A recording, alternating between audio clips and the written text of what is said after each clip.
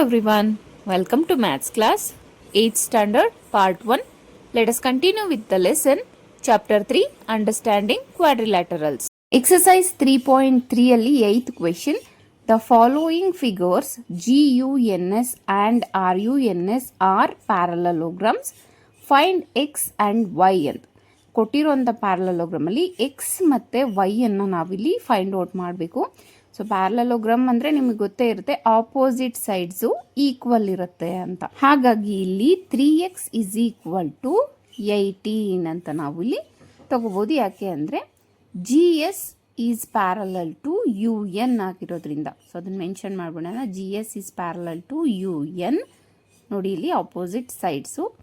ಹಾಗಾಗಿ 3x is equal to 18 ಅಂತ ನಾವು ಬರ್ಕೊಳ್ಬೋದು. x is equal to 18 divided by 3. 3 1s are 3, 3 6s are 18. So x is equal to 6 centimeter. Lens in centimetre ಅಂತ ಕೊಟ್ಟಿರೋದ್ರಿಂದ. ಓಕೆನಾ. ಅದೇ ರೀತಿ ಇಲ್ಲಿ ನೋಡಿ SN is parallel to GU. So ನಾವೇನಂತ ಬರ್ಕೊಳ್ಬೋದು, 3y minus 1 is equal to 26.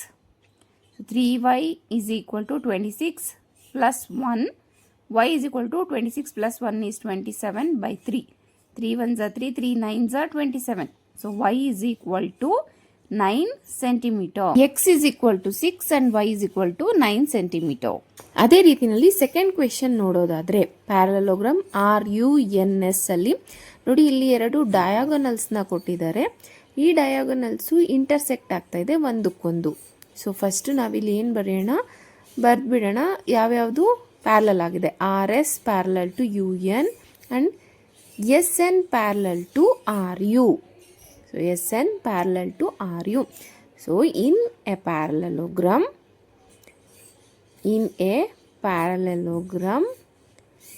the diagonals bisect each other. So bisect each other ಅಂದರೆ ಅರ್ಥ ಏನು, ಒಂದನ್ನು ಒಂದು ಹಾಫ್ ಆಗಿ ಕಟ್ ಮಾಡ್ತವೆ ಅಂತ. Since 20 is equal to y plus 7. Okay, ಒಂದನ್ನೊಂದು ಹಾಫ್ ಕಟ್ ಮಾಡ್ತವೆ ಅಂದರೆ ಈಕ್ವಲ್ ಆಗಿರ್ತವೆ ಅಂತ ಅರ್ಥ. So y is equal to 20 minus 7. So y is equal to 13 centimeter. ಓಕೆನಾ. ಅದೇ ರೀತಿಯಲ್ಲಿ ಇನ್ನೊಂದು ಡಯಾಗನಲ್ ನೋಡೋದಾದರೆ 16 is equal to x plus y. So ಇಲ್ಲಿ y ವ್ಯಾಲ್ಯೂ ನಮಗೆ ಗೊತ್ತಿರೋದ್ರಿಂದ ಸಬ್ಸ್ಟಿಟ್ಯೂಟ್ ಮಾಡಬೇಕು. 16 is equal to x plus 13. X is equal to 16 minus 13. So x is equal to 6 minus 3 is 3. So 3 centimeters. So x is equal to 3, y is equal to 13 centimeter. Next 9th question.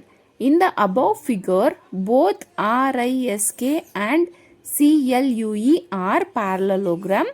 Find the value of x. So risk ಅಂತ ಒಂದು, clue ಅಂತ ಒಂದು parallelogram ಅನ್ನು ಕೊಟ್ಟಿದ್ದಾರೆ. ಅದರಲ್ಲಿ X ವ್ಯಾಲ್ಯೂವನ್ನು ನಾವಿಲ್ಲಿ find out ಮಾಡಬೇಕು. ಓಕೆನಾ. ಸೊ ಒಂದೊಂದು ಕಲರಲ್ಲಿ ಒಂದೊಂದನ್ನು ಹೈಲೈಟ್ ಮಾಡ್ಕೊಂಡ್ಬಿಡೋಣ. ಈ ರಿಸ್ಕ್ ಅನ್ನೋ ಪ್ಯಾರಲೋಗ್ರಾಮ್ ಏನಿದೆ ಅದನ್ನು ನಾನು ಬ್ಲ್ಯಾಕ್ ಕಲರಲ್ಲಿ ಹೈಲೈಟ್ ಮಾಡ್ಕೊತೀನಿ, ಅವಾಗ ನಿಮಗೆ ಅರ್ಥ ಆಗುತ್ತೆ. ನೋಡಿ, RISK ಈ ಒಂದು ಪ್ಯಾರಲೋಗ್ರಾಮನ್ನು ಬ್ಲ್ಯಾಕ್ ಕಲರಲ್ಲಿ ಬರಿತೀನಿ. ಇನ್ನೊಂದು ಪ್ಯಾರಲೋಗ್ರಾಮನ್ನು ಬ್ಲೂ ಕಲರಲ್ಲಿ ಹೈಲೈಟ್ ಮಾಡ್ಕೊಂಡಿದ್ದೀನಿ. ಓಕೆನಾ. ಸೊ ಎರಡು ಪ್ಯಾರಲೋಗ್ರಾಮ್ ಕರೆಕ್ಟಾಗಿ ಕಾಣಿಸ್ತಾ ಇದೆ ನಿಮ್ಗೆ ಇವಾಗ. ಸೊ ಕ್ಲೂ ಅನ್ನೋ ಪ್ಯಾರಲೋಗ್ರಾಮಲ್ಲಿ ಒಂದು ಆ್ಯಂಗಲ್ ಕೊಟ್ಟಿದ್ದಾರೆ 70 ಡಿಗ್ರಿ ಅಂತ. ಸೊ ಅದರ ಆಪೋಸಿಟ್ ಆ್ಯಂಗಲ್ ಯಾವುದಿದೆ, angle L is equal to 70 degree. ಅದರ opposite angle E. So angle E is equal to 70 degree. ಯಾಕೆ ಅಂದರೆ ಆಪೋಸಿಟ್ ಆ್ಯಂಗಲ್ಸ್ ಯಾವಾಗಲೂ ಈಕ್ವಲ್ ಆಗಿರ್ತವೆ. ಓಕೆನಾ. ಈಗ ಈ ಆ್ಯಂಗಲನ್ನು ಬರ್ಕೊಂಡ್ಬಿಡೋಣ 70 ಡಿಗ್ರಿ ಅಂತ. ನೆಕ್ಸ್ಟು ನಾವೇನು ಮಾಡಬೇಕು, ಅಲ್ಲಿ ಎಸ್ ಆ್ಯಂಗಲನ್ನು ಫೈಂಡ್ ಔಟ್ ಮಾಡಬೇಕು. ಈ RISK ಅಲ್ಲಿ ಕೆ ಕೊಟ್ಟಿದ್ದಾರೆ 120 ಡಿಗ್ರಿ ಅಂತ.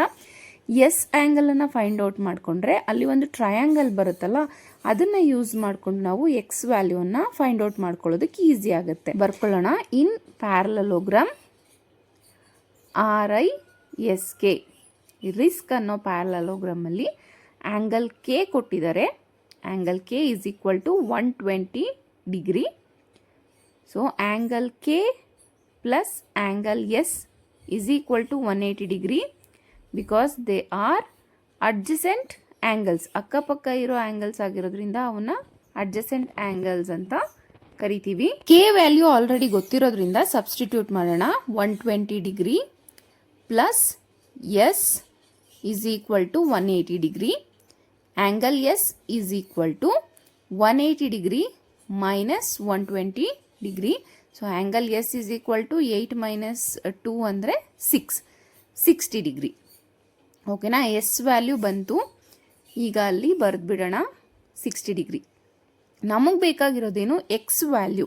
ಸೊ ಅಲ್ಲಿ ಒಂದು ಓ ಅಂತ ಪಾಯಿಂಟ್ ಕೊಟ್ಕೊಳ್ಳೋಣ. In a triangle E O S, ಟ್ರಯಾಂಗಲಲ್ಲಿ ಎಕ್ಸ್ ವ್ಯಾಲ್ಯೂನ ಫೈಂಡ್ ಔಟ್ ಮಾಡಬೇಕು. In triangle E O S, angle E plus angle S plus angle O is equal to 180 degree because angle sum property. So internal angles ಎಷ್ಟಿರ್ತವೆ, 180 degree ಇರ್ತವೆ ಅಂತ ನಮಗೆ already ಗೊತ್ತಿದೆ. ಈಗ substitute ಮಾಡೋಣ. ಈ ವ್ಯಾಲ್ಯೂ ಎಷ್ಟು, 70 degree. So 70 degree plus S value 60 degree plus angle O ಅಂದರೆ ಎಕ್ಸ್ ಅಂತ ಕೊಟ್ಟಿದ್ದಾರಲ್ವ, ಅದು X is equal to 180 degree. So 70 plus 60 is 130. 130 degree plus x is equal to 180 degree. X is equal to 180 degree minus 130 degree. That is x is equal to 8 minus 3 is 5. So 50 degree. 10th question. Explain how this figure is a trapezium. Which of it's 2 sides are parallel ಅಂತ ಕೇಳಿದ್ದಾರೆ. ಕೊಟ್ಟಿರೋ ಅಂಥ ಒಂದು ಫಿಗರಲ್ಲಿ ಯಾವ 2 line parallel ಅಂತ ತೋರಿಸ್ಬೇಕು. ಹಾಗೆ ಇದು ಒಂದು ಟ್ರಪೀಸಿಯಂ ಅನ್ನೋದನ್ನು ನಾವಿಲ್ಲಿ ಪ್ರೂವ್ ಮಾಡಬೇಕು. ಓಕೆನಾ, ಸೊ ಯಾವ ರೀತಿಯಲ್ಲಿ ಪ್ರೂವ್ ಮಾಡಬೇಕು ಅಂತಂದರೆ, ಇಲ್ಲಿ ಒಂದು ಪ್ಯಾರಲಲ್ ಲೈನ್ ಇದೆ ಅಂತ ತಿಳ್ಕೊಳ್ಳಿ.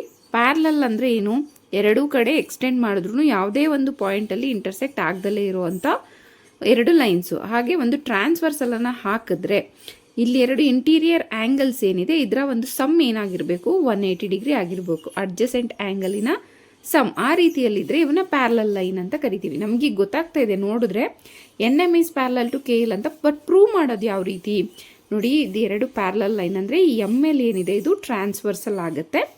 So ML is transversal. Okay, therefore angle M plus angle L is equal to 180 degree ಇರಬೇಕು.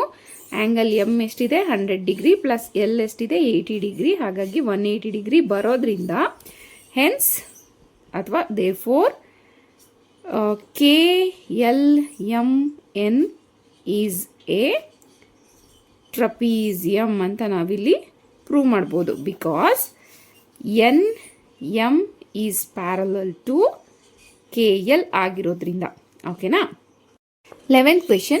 Find the measure of angle C in figure if AB is parallel to DC. ಕೊಟ್ಟಿರೋಂಥ ಫಿಗರಲ್ಲಿ AB parallel to DC ಅಂತ ಅವರೇ mention ಮಾಡಿಬಿಟ್ಟಿದ್ದಾರೆ. Angle B ಕೊಟ್ಟಿದ್ದಾರೆ 120 degree ಅಂತ. ನಾವಿಲ್ಲಿ angle C ಅನ್ನು ಫೈಂಡ್ ಔಟ್ ಮಾಡಬೇಕು. ನೋಡಿ, AB ಪ್ಯಾರಲಲ್ ಟು DC ಆದರೆ ಈ BC ಏನಾಗುತ್ತೆ, ಟ್ರಾನ್ಸ್ವರ್ಸಲ್ ಆಗುತ್ತೆ. ಹಾಗಾಗಿ ಇವೆರಡು ಏನಾದವು, ಅಡ್ಜಸೆಂಟ್ ಆ್ಯಂಗಲ್ಸ್ ಆದವು.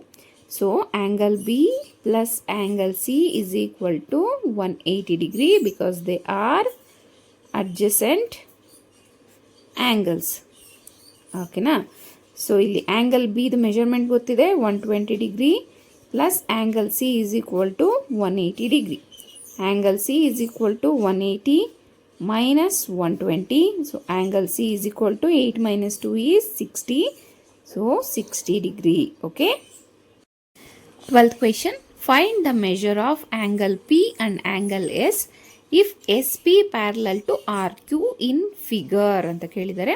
ಇಲ್ಲಿ ನೋಡಿ ಕೊಟ್ಬಿಟ್ಟಿದ್ದಾರೆ SP parallel to RQ ಅಂತ. ಈ ಥರ ಇದ್ದರೆ ನಾವು ಎಷ್ಟು ಅಂತ ತಗೊಳ್ತೀವಿ measure. This is the right angle ಅಂದರೆ 90 ಡಿಗ್ರಿ ಅಂತ. ಓಕೆನಾ. ಸೊ ಇಲ್ಲಿ ಇವಾಗ ಒಂದು ಫಿಗರನ್ನು ಕೊಟ್ಟಿದ್ದಾರೆ, ಅದರಲ್ಲಿ ಪ್ಯಾರಲಲ್ ಲೈನ್ಸ್ ಯಾವ್ಯಾವುದು ಅಂತ ಮೆನ್ಷನ್ ಮಾಡಿದ್ದಾರೆ. ನಾವಿಲ್ಲಿ ಫೈಂಡ್ ಔಟ್ ಮಾಡಬೇಕಾಗಿರೋದು P ಮತ್ತು S ಆ್ಯಂಗಲ್ಸನ್ನು ಫೈಂಡ್ ಔಟ್ ಮಾಡಬೇಕು. ನೋಡಿ, ಈ ಒಂದು ಫಿಗರಲ್ಲಿ 2 ಪ್ಯಾರಲಲ್ ಲೈನ್ ಇದೆ, PS ಆ್ಯಂಡ್ RQ. ಈ SR ಅನ್ನು ನಾವು ಟ್ರಾನ್ಸ್ವರ್ಸಲ್ ಅಂತ ತಗೊಂಡ್ರೆ ಇಲ್ಲಿರುವಂಥ 2 ಆ್ಯಂಗಲ್ಸ್ ಏನಾಗ್ತವೆ, ಅಡ್ಜಸೆಂಟ್ ಆ್ಯಂಗಲ್ಸ್ ಆಗ್ತವೆ. So angle S plus angle R is equal to 180 degree because they are adjacent angles. So ಇಲ್ಲಿ ಆ್ಯಂಗಲ್ ಎಸ್ಸನ್ನು ನಾವಿಲ್ಲಿ ಫೈಂಡ್ ಔಟ್ ಮಾಡಬೇಕು. ಆರ್ ವ್ಯಾಲ್ಯೂ ನಮಗೆ ಗೊತ್ತಿದೆ 90 ಡಿಗ್ರಿ ಅಂತ. So 180 degree. Okay, angle S is equal to 180 degree minus 90 degree ಅಂದರೆ angle S is equal to 90 degree ಆಯಿತು. So S ನಮಗೆ ಸಿಕ್ತು. ಓಕೆನಾ, 90 ಡಿಗ್ರಿ ಅಂತ. ಇಲ್ಲೀಗ ಪಿನ ಕಂಡುಹಿಡಿಬೇಕು. ಇದೇ ಒಂದು ಪ್ಯಾರಲಲ್ ಲೈನ್ಸಲ್ಲಿ ಈ ಪಿ ಕ್ಯೂನ ನಾವು ಟ್ರಾನ್ಸ್ವರ್ಸಲ್ ಅಂತ ತಗೊಂಡ್ರೆ ಇಲ್ಲಿ 2 ಅಡ್ಜಸೆಂಟ್ ಆ್ಯಂಗಲ್ಸ್ ಕೂಡ ಸಿಕ್ಕಿದ್ವು.